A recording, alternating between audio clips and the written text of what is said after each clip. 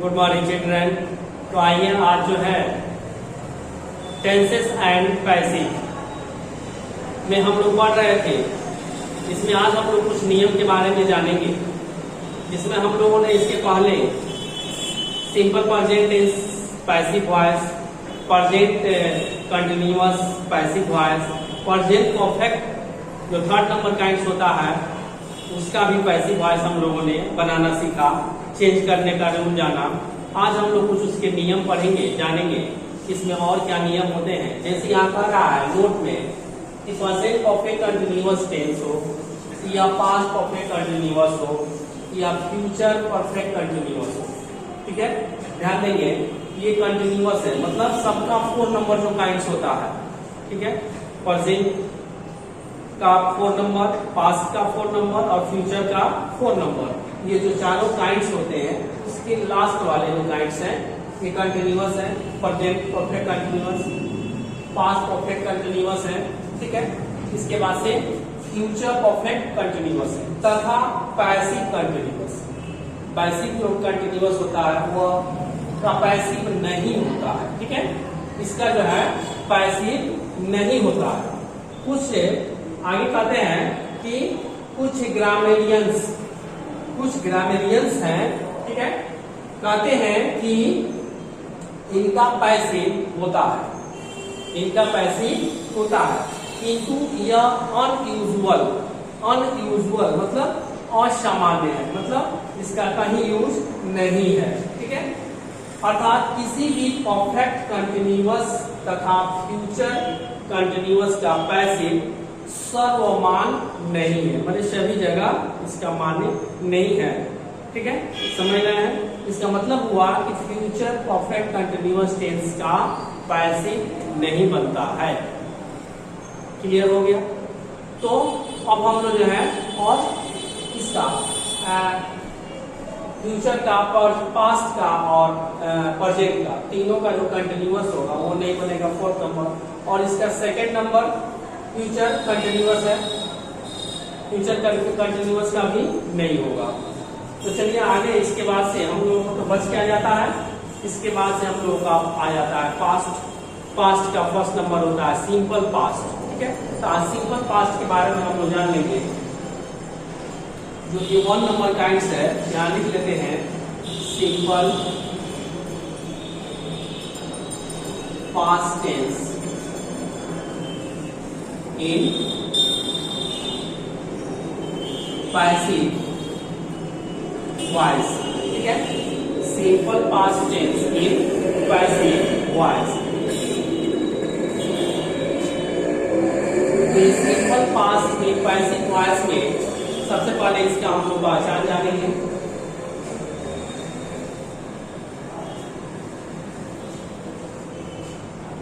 तो इसके बारे में कहते हैं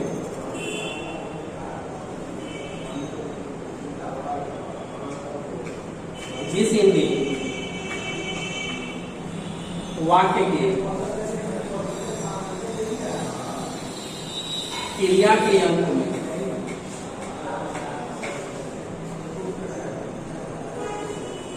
या ई ए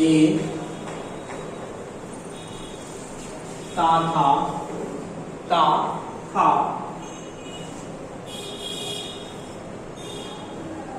ती थी ते थे दिया रहे तथा उसमें सब्जेक्ट की प्रधानता न हो।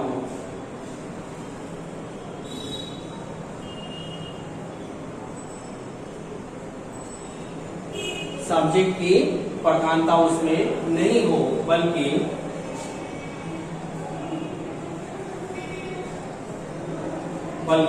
ऑब्जेक्ट कर्म की प्रधानता हो,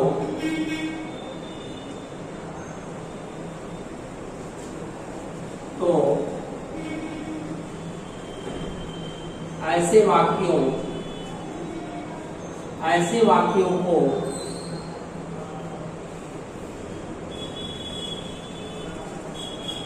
सिंपल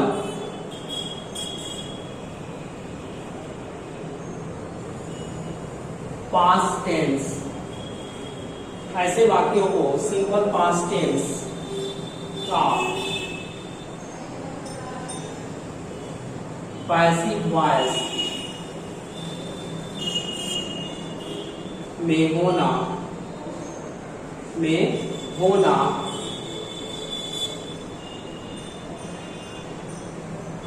समझा जाता है। एक बार और समझ लीजिए इसको कि जिस हिंदी वाक्य के क्रिया के अंत में या हो, या ई हो, ए हो तथा ता था, ती थी, ते थे, दिया रहे। ठीक है, तो हम लोगों ने पढ़ा था कि एक्टिव वॉइस मतलब टेंस में भी यही पहचान दिया था, लेकिन पहचान तो सेम है, लेकिन इसमें और क्या डिफरेंस है, उसमें सब्जेक्ट की प्रधानता थी और इसमें सब्जेक्ट की प्रधानता न हो बल्कि ऑब्जेक्ट की प्रधानता हो। ठीक है ना, एक्टिव में सब्जेक्ट की प्रधानता होती है और पैसिव में ऑब्जेक्ट की प्रधानता मीन्स कर्म की प्रधानता हो।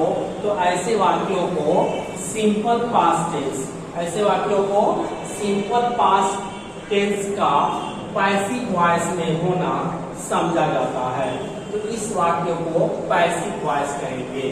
तो इसके बाद से इसमें हम लोग जानेंगे कि इसका रूल क्या होता है, स्ट्रक्चर क्या होता है, उसके बाद से उसको चेंज कैसे करते हैं। इन सारी चीजों के बारे में हम लोग इसमें आगे बढ़ेंगे। तो पहले नोट कर लीजिए,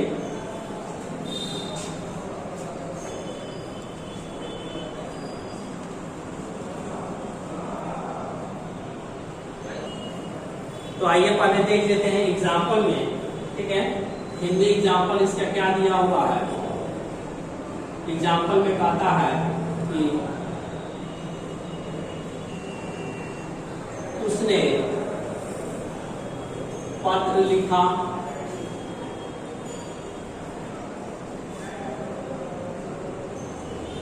वे लोग अंग्रेजी पढ़ते थे,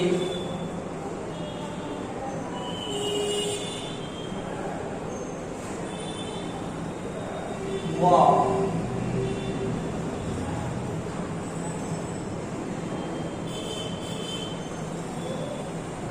गीत गाई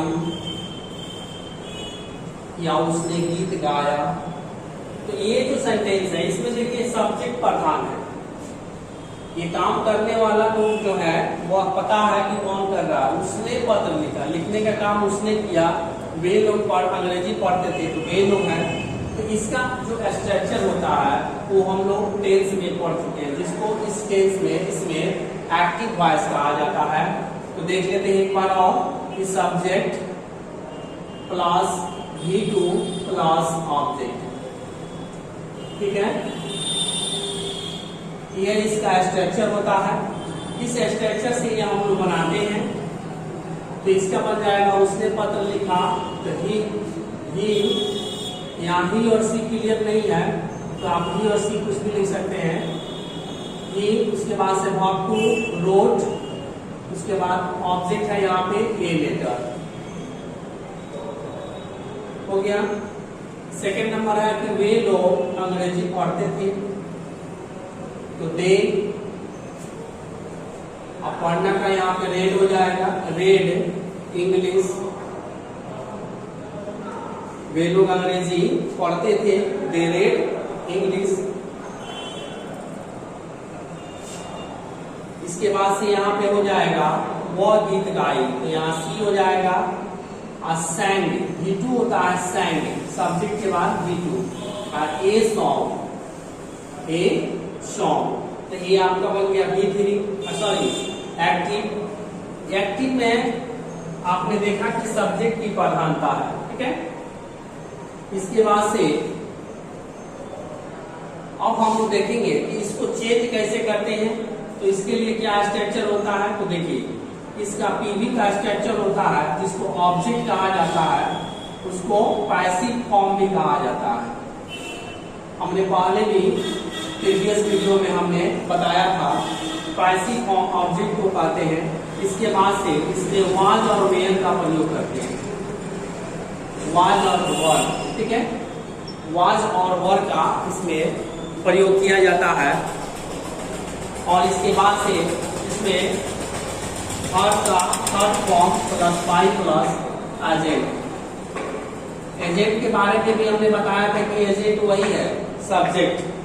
सब्जेक्ट जो है पैसिव में एजेंट बन जाता है और ऑब्जेक्ट जो है यहाँ पे पैसिव में पैसिव फॉर्म बन जाता है, सब्जेक्ट के प्लेस पर आ जाता है और आसानी से चेंज हो जाएगा। देखिए कैसे, यहाँ पहले का रहा पैसिव फॉर्म, तो पैसिव फॉर्म यहाँ है, ऑब्जेक्ट यहाँ लिख देंगे ऑल लेटर। सिंगुलर है तो वाज, इसके बाद थर्ड फॉर्म लिखना है। देखिए यहाँ सेकेंड फॉर्म में दिया हुआ है, इसका थर्ड फॉर्म आप लोगों को याद रखना होगा, राइट का रीजन होता है। इसके बाद से यहाँ बाई है तो बाई रख देंगे। एजेंट के बारे में हमने क्या बताया था, एजेंट किसको कहेंगे, सब्जेक्ट को। तो देखिए यहाँ सब्जेक्ट दिया हुआ है तो सब्जेक्ट के प्लेस पे ही है, ऑब्जेक्ट के प्लेस पे आएगा तो ही का ऑब्जेक्ट ही होता है, तो यहाँ ही कर देंगे। ये आपका चेंज हो गया, ठीक है, कि a letter was written by him, उसके द्वारा एक पत्र लिखा गया, चाहे एक पत्र उसके द्वारा लिखा गया। क्लियर। नेक्स्ट सेंटेंस है दे रेड इंग्लिश, तो यहाँ इंग्लिश ऑब्जेक्ट है, इंग्लिश सिंगुलर है तो वाज, या थर्ड फॉर्म में भी रेड ही होता है। ये सेकेंड में रेड, फर्स्ट भी रेड, सेकेंड भी रेड, थर्ड भी रेड, ठीक है। फर्स्ट में रीड बोलते हैं, सेकेंड में रेड और थर्ड में रेड बोलते हैं। इसके बाद से यहाँ बाई आ जाएगा, बाई के बाद से यहाँ देखिए एजेंट में क्या है, दे, तो दे का ऑब्जेक्ट दे होता है, ठीक है, लेकिन इसकी जरूरत नहीं है, इसके बिना ही ये सेंस कंप्लीट कर ले रहा है। इंग्लिश वाज रेड, ठीक है ना, इंग्लिश पढ़ा गया। सी सैंग ए सॉन्ग, इसका बन जाएगा ए सॉन्ग। इसके बाद वाज के बाद से भी3 इसका बनाएंगे और भाई इसका भी3 हो जाएगा संग। इसके बाद से बाई है, यहाँ बाई लिख देंगे। उसके बाद एजेंट में यहाँ देखिए सी है, तो सी का ऑब्जेक्ट वहां जाएगा तो हर हो जाएगा, ठीक है। तो ये सिंपल पास्ट टेंस का एक्टिव टू पैसिव हम लोगों ने बनाना सीख लिया। तो चलिए ये वीडियो आपको कितना पसंद आया लाइक करके जरूर बताएंगे, और जो है मेरे चैनल पे यदि नए हैं तो चैनल को सब्सक्राइब कर लेंगे, ताकि जो है सब आपको वीडियो आप तक जाता रहे, मिलता रहे। तो इसके बाद से कोई भी चीज इसमें यदि नहीं समझ में आया है, जो भी चीज, वो कमेंट बॉक्स में जाकर आप जो है मुझसे पूछेंगे, मैं तुरंत रिप्लाई देने का प्रयास करूंगा। तो चलिए आज तक इतना ही, फिर मिलते हैं नेक्स्ट वीडियो में, तब तक के लिए गुड बाय।